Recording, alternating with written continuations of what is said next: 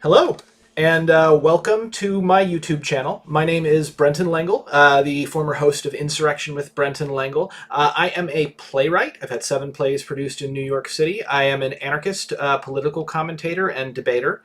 And I am also a Ringo-nominated comic book creator. In fact, my comic book Snow White Zombie Apocalypse has been nominated for not 1, but 2 Ringo Awards this year, which is really exciting because that's the first comic book I've ever had published. It's a great way to start my career as a comic book creator.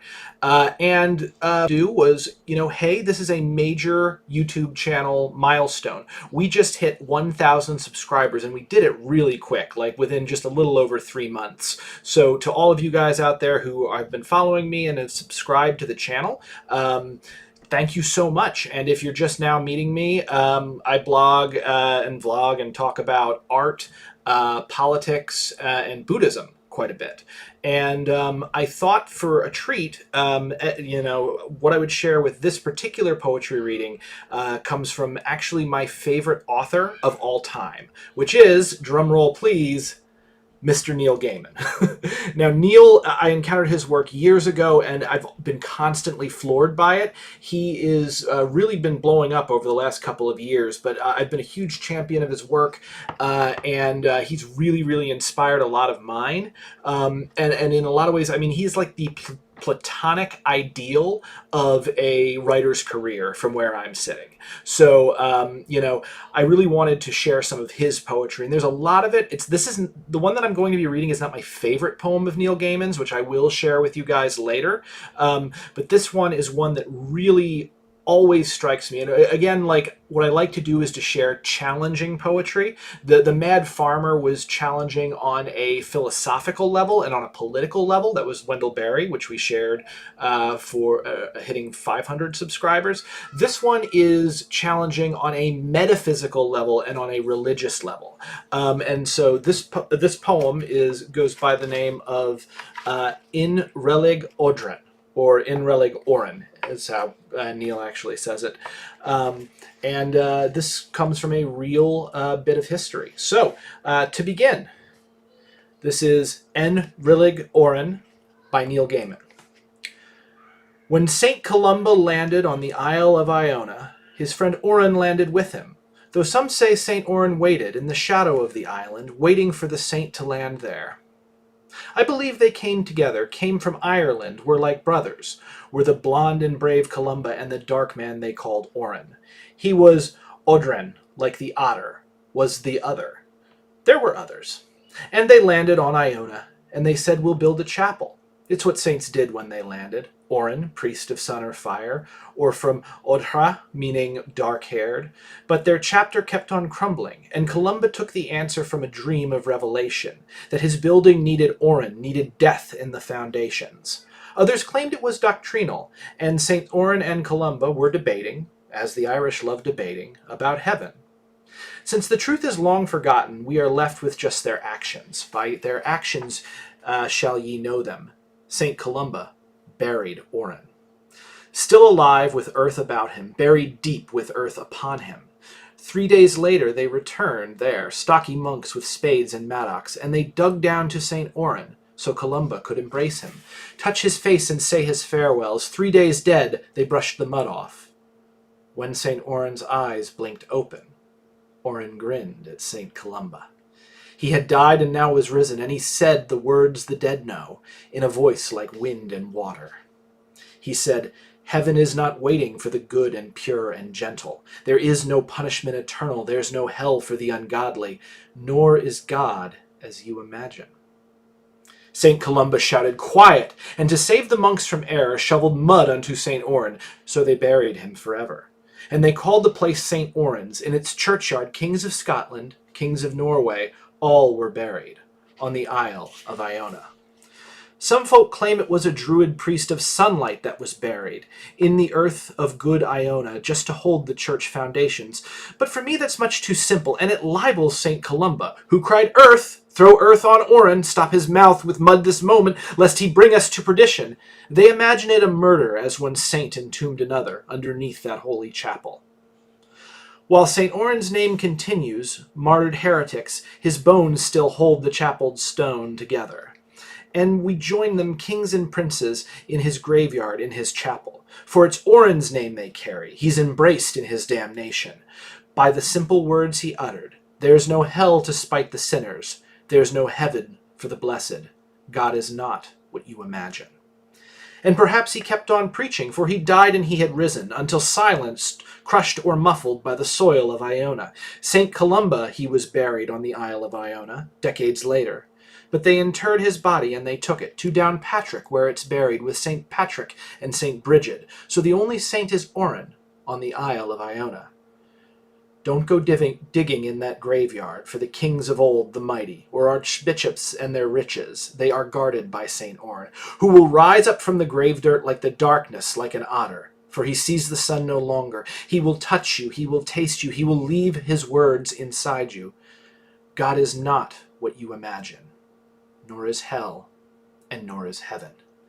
Then he'll leave you, then you'll leave him and his graveyard, and forget the shadow's terror.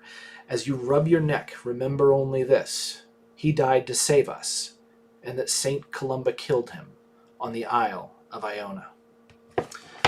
Now, that is En Relig Oren by Neil Gaiman, and I positively love that poem.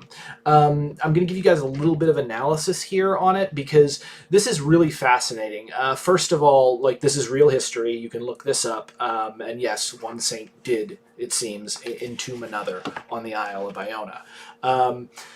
And he is, St. Oran and St. Columba. Both of these are saints within the Catholic tradition. But what I find really interesting about this whole thing is the clash that you see between essentially mysticism and set religion. Because there are essentially two religious traditions within human history. And they come out of two different cultures. The holy man in a culture that is still hunting is called the shaman. And the shaman gains his power by going out into the wilderness for years at a time, and being entirely by himself through private revelation. And then returns to the village and provides, or perhaps villagers come to him, and provides religious, metaphysical, and philosophical insights into the world. Now, because we've moved on and the cultures are no longer still hunting, our religion does not come from a shamanistic tradition in the West. Instead, what it comes from is it comes from a priestly tradition. And a priestly tradition is very, very different, because unlike the shaman who goes out by himself and discovers, or herself, and discovers the truth about the world, a priest is ordained through an institution. One priest gains their spiritual power by pleasing other priests within a hierarchy. And this is the priestly tradition, the religious tradition of settled culture, of cultures that have developed institutions like the state and settled agriculture. And as we have seen within Western tradition, and Eastern, honestly, there's priestly and monk traditions, both of these two types of spirituality are often at odds. And oftentimes, priests will slander gurus and the other way around. And shamans, those who would become shamans, possibly even myself, because I did actually disappear into the wilderness for 6 months to hike the Appalachian Trail, Maine to Georgia. So, if I had been born in a different culture, I might have been a shaman as opposed to a, shiftless artist. I like being a shiftless artist, though. So, both of these traditions, are really important to me personally, but also to humans throughout human history. And we can see the actual antagonism between Oran and Columba, because Columba, as you can see, seems to be the one who is more in command of the priests. He's probably the one who had the idea to build the chapel. And they said that St. Oran possibly was actually misattributed as a saint and was in fact perhaps a druid. So what now, whether he was a saint or a druid, what's very interesting is that St. Oran's body was the one that was used within the foundation of the chapel. The spirituality of the shaman had to be killed and suppressed, but still used to build the institution that was the church. But he's still there. And similarly, the shamanistic tradition had to have been what gave birth to the priestly tradition. And so right there we have a very interesting dichotomy, and we can see in this story sort of a realization of this shift from the wild, from the untamed to the quote-unquote civilized. And civilization, in my opinion, is a very cringy word. But also there's something really, really interesting that we have here that aligns with my Buddhist tradition and my Buddhist faith, with Nam-myoho Renge Kyo. And that is what St. Oran says after he has his near-death experience, or his death and resurrection. When he comes out, he says specifically, and we'll go right back to it, When St. Oran's eyes blinked open, Oran grinned at St. Columba. He had died, but now was risen, and he said the words the dead know, in a voice like wind and water. He said, "Heaven is not waiting for the good and pure and gentle. There is no punishment eternal. There's no hell for the ungodly, nor is God as you imagine." And this is what caused St. Columba to freak out and bury him. Now, we can see this as a literal thing. The guy is blaspheming because he's had a near-death experience, and he's expressing what's happened. Or we can also see this as the priestly tradition burying the truth of the shamanistic tradition, burying the truth of Nam-myoho Renge Kyo. Because essentially what I believe St. Oran is getting at is something that we can find in just about every single faith in the world that still is somewhat in contact with the mystical experience, and places the mystical experience, the religious experience, over the doctrinal. Because like Christianity, especially modern Christianity, just about every one of them, they really focus on essentially like right thought. You have to believe these ideas about Jesus to get his salvation. Essentially, it is about thinking in the right way and having the right metaphysical beliefs about the nature of the world. But this is not really faith in a Buddhist sense.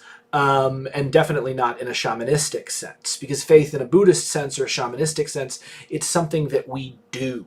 It is something that we feel within ourselves. It's been likened to a muscle, and that's why in, for instance, Soka Gakkai Buddhism, we chant Nam-myoho Renge Kyo to a Gohonzon. In much the same way, that is our religious practice, which builds our faith in much the same way that, going and working out in the gym will build your muscles. It's not enough to know how each exercise will build your muscles. You actually have to go out and do it. And if you don't do it, it's not really faith, and it's not doing what it's supposed to do. So what's fascinating about this, there's no heaven for the sinners. There's no heaven for the there's no heaven for the blessed, and no hell to spite the sinners. God is not as you imagine.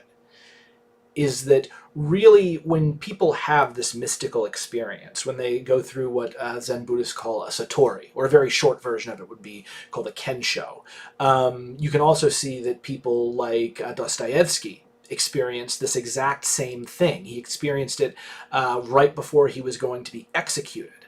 We get this sudden feeling that we are not simply just ourselves, that our bodies and our awareness doesn't end at our skin, but in fact extends out to everything. That's why oftentimes a Zen master, you'll come up and you'll say like, my mind is disordered, and the Zen master will say, whose mind is disordered? Who is the self of which you speak? And people will be unable to really recognize and to tell who this self is. Because as we peel back the layers, as we go and you say, like to the Zen master, you give him your name, and he says, no, no, no, I asked, who are you? I didn't ask for your name. Your name's a symbol. And then you say, okay, well, I was born such and such, and this is my job. I didn't ask for your job. I didn't ask for where you were born. These are facts about what you do and about how other people see you. I want to know who you are. And there is no answer you can actually give because the self does not exist. And people realize this, and people knew this when they were babies. It's called the oceanic feeling, and an infant can't really tell a practical difference between what the infant does and what happens to it, because it sees itself as identical to its environment. And this is, of course, in the strictest sense, it's one way of looking at things, but I would say it's the more correct way to look at the world, as opposed to the way that consciousness kind of forces us to, as individual instances of consciousness, as the universe eyeing. This is the more correct, universal way to look at it. What's so wonderful about this, when you realize it, is you realize, first of all, that you never die. This body might die,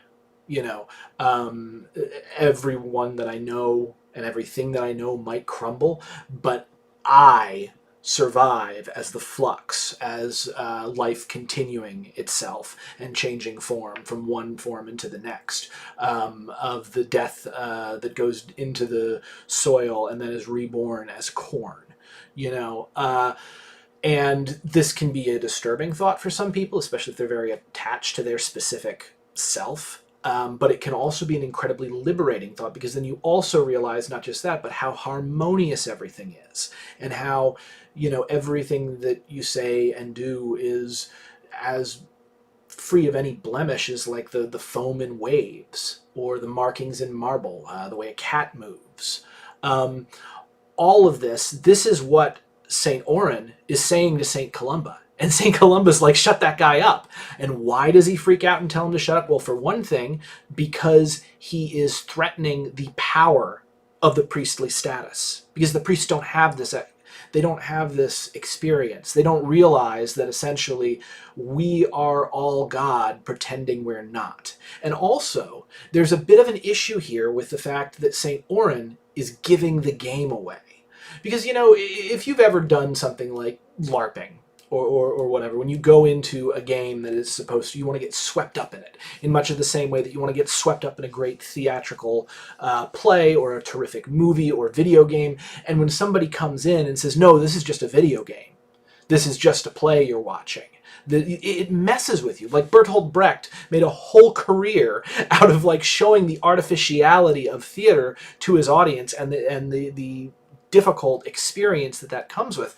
We don't like our fun being ruined, because if we are God pretending that we're not, we don't want also God going, yeah, but you're just playing. You're only playing at this. And that's what St. Odhrain is doing. In a way, what has happened to him is he has become a bodhisattva. Because the bodhisattva is and I'm going to do a longer video on this, is the Buddha who returns. And what did St. Odhrain do? He returned. He returned from death after 3 days, just like Jesus. I believe Jesus died and stayed dead for 3 days. I could be slightly wrong on that, but you can see the similarity to the two characters. He has had this mystical experience, and he is relating it, and the church is burying it. And what's so wonderful about this, what I love about this, is at the same time you could sit there and you could talk about St. Columba as a murderer or as a crazed person that the church needed blood in its foundations, but you'll notice they're both saints. And this couldn't have happened without St. Columba burying him in the first place to be the blood in the foundations. So in a way, first of all, Odhrain's enlightenment could not have happened without Columba, but also, at the same time, as I said before, it's okay, because they're only playing. And everything that you say and do is free of blemish, that what seems like conflict at a micro level is actually harmony at a higher level. Alan Watts compared it to like a war, compared it to the battle that goes on inside our bodies every day between bacteria and our own immune systems. Strife, if that strife weren't happening, we wouldn't be healthy. So that was my analysis of En Relig Oren, and I know that there's got to be a ton more in this poem. Because again, this is some really brilliant work, and it's a great, cool little bit of weird history. And Neil Gaiman, like he always does, tells the story amazingly well. So that's it. Like and subscribe. I'm going to be streaming very soon. Homage to Catalonia Chapter 3 will be coming up. Well, actually, I'm going to be streaming that in just 5 minutes. So check that out. And I will see you guys on the flip side. This has been Poetry Reading Time with Brenton Lengel. And yeah, looking forward to it. Catch you later.